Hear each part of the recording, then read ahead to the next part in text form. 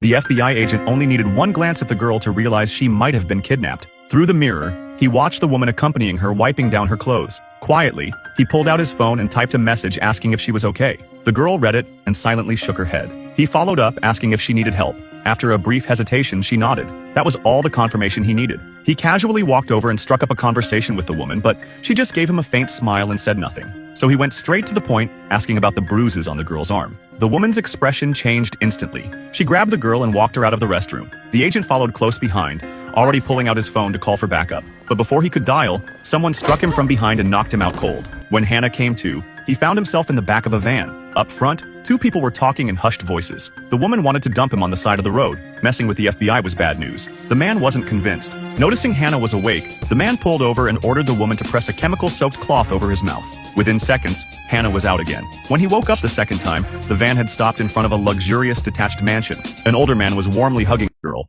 Ollie, who politely called him Uncle Doug. Clearly, this wasn't their first meeting. Hannah was dragged inside, through a door secured with a keypad lock, and thrown onto a bed. His feet were shackled tight. The woman then pulled out a second pair of cuffs. Those were meant for Ollie. Even though Ollie promised to behave, she was restrained anyway. Doug ripped the tape off Hannah's mouth and told him not to bother screaming. No one would hear him. Once they left, Hannah and Ollie started talking. When Hannah found out that the man who'd ambushed him was actually Ollie's own father, he was stunned. A few minutes later, the door opened again. 3 people walked in carrying camera equipment. Hannah realized exactly what was about to happen and lunged forward to stop it, but he was drugged again and dragged out of the room. News of the agent's disappearance shook the entire FBI. The only lead was a photo he'd sent his sister from the parking lot, right before he vanished. A blurry shot showing a van with an unreadable license plate. Agents rushed to the scene and dug through the trash, where they found an energy drink can that matched a purchase Hannah had made the night before. They also found several burger wrappers, almost certainly from the suspects. They tracked the wrappers to a nearby fast food joint, and surveillance footage at the entrance gave them their suspect vehicle. The owner was a man named Brad,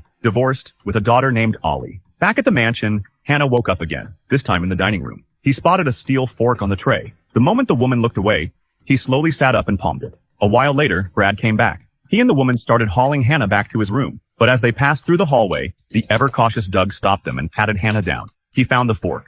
Furious, he warned the two of them to keep a closer eye on him. They threw Hannah back onto the bed, locked the shackles back on, grabbed the camera gear, and walked out. The second the door clicked shut, Hannah sprang into action. He rolled up his pant leg and pulled a thin wire out of his sock, then started picking the cuffs. The wire was from the planters in the dining room. The fork had just been a decoy. After a long, tense effort, the cuffs popped open. He freed his ankles, then unlocked Ollie's restraints too. He borrowed her iPod, planning to use it to crack the electronic door lock. But at the worst possible moment, the battery died and the device shut off. Then he spotted the smoke detector on the wall. He ripped it off the ceiling. Ollie just stared, confused. What she didn't know was that Hannah was the FBI's top engineering prodigy from the tech division. Using the battery from the smoke detector and a pair of handcuffs, he MacGyvered a makeshift charger. After an agonizing wait, the iPod finally powered back on. He held it up to the lock, ran his hack, and the system cracked wide open. Hannah grabbed Ollie's hand and headed for the back door, but just as they were about to open it, a baby's cry echoed from somewhere inside the house. He calmed Ollie down and went to investigate alone. He eased the door open and saw the woman rocking a baby to sleep. He crept toward her, but before he could make his move, she spotted him. They fought. She didn't stand a chance against Hannah. He only stopped once she was unconscious. Gently, he picked up the baby, grabbed Ollie, and ran. They moved through the dense forest for what felt like forever, finally stumbling onto a road. A car was coming. Hannah waved frantically, but the driver blew right past them like they were invisible. Then another car appeared. Hannah waved again, hopeful, until his face froze. It was Brad's van. He yanked Ollie aside, pressed the baby into her arms, and stepped fearlessly into the middle of the road. The doors swung open. Brad got out with another man. The stranger took off after the kids while Brad raised his gun and started walking toward Hannah. Knowing there was no way out, Hannah closed his eyes and waited for the end. But just then, sirens. Police cars came roaring up the road from behind.